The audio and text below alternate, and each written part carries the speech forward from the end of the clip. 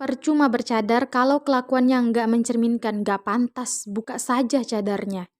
Statement yang tak asing lagi didengar baik nyata maupun maya. Cadar ini merupakan syariat Allah Subhanahu wa taala dan sunnahnya Nabi.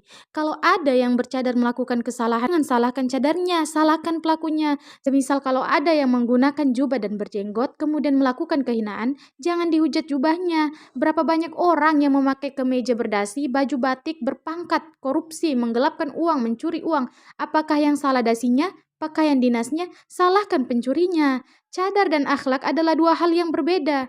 Cadar sehari pun jadi, akhlak 1 bulan pun belum tentu, 1 tahun pun belum tentu, bahkan sampai wafat pun. Namun yang bercadar minimal harus tahu tentang rasa malu, harus kenali Sayyidah Fatimah, harus tahu mulianya kain tersebut.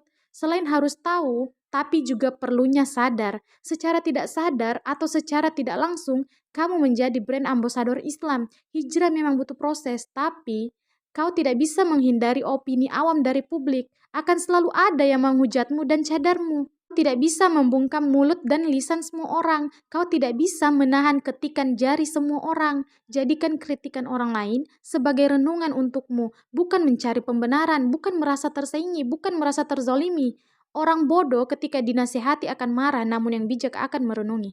Hal positif yang bisa kita lihat dari asumsi tersebut, insya Allah orang yang mengatakan demikian adalah orang yang berniat baik yang ingin menjaga kemuliaan pakaian Sayyidatunatu Fatimatu Ahzaroh. Insya Allah niatnya baik, ingin menjaga martabat Islam dari pandangan yang bisa menimbulkan fitnah dari orang luar.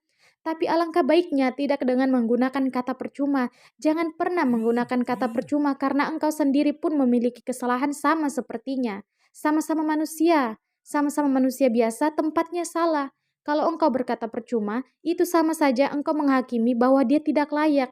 Sedangkan untuk memberi kepantasan atau kelayakan itu hanya Allah saja, bukan kita manusia. Niat itu letaknya dalam hati, dan kamu tidak akan pernah benar-benar tahu apa yang ada di dalam hati seseorang. Emangnya kamu siapa? Kamu tahu isi hatinya? Tidak kan? Maka dari itu jangan gampang menilai salah niat seseorang dan jangan gampang menyamaratakan satu orang dengan orang lainnya karena tiap-tiap orang itu berbeda-beda. Ada yang hijrah karena teman, ada yang hijrah karena ikutan, bahkan ada yang hijrah karena pengaruh sosmed. Ada yang asing banget sama agama, ada yang tidak berguru, ada yang nggak pernah mondok, ada yang berguru, dan ada juga yang memang dari keluarganya itu adalah keluarga agamis. Nggak langsung jadi malaikat, nggak langsung bisa meniru akhlak Sayyidah Fatimah. Kita bukan tinggal di bumi tarim, kita tinggal di negara yang meskipun penduduknya terbilang kebanyakan Islam, namun Islam yang sebenar-benarnya itu masih asing. Menasehati dan menghakimi itu juga dua hal yang berbeda. Alangkah baiknya lebih menjaga lisan dan menghargai satu dan lainnya.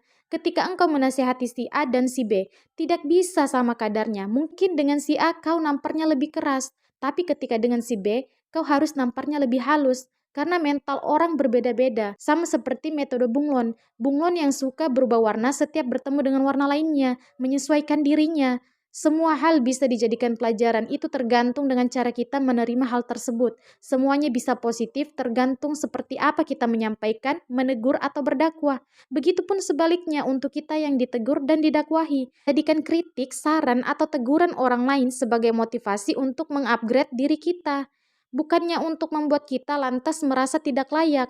Kalau yang panjang kukunya, kukunya yang dipotong, bukan tangannya. Kalau yang salah karena akhlaknya yang kurang baik, yang diperbaiki akhlaknya, bukan cadarnya yang dilepas, bukan cadarnya yang disalahkan.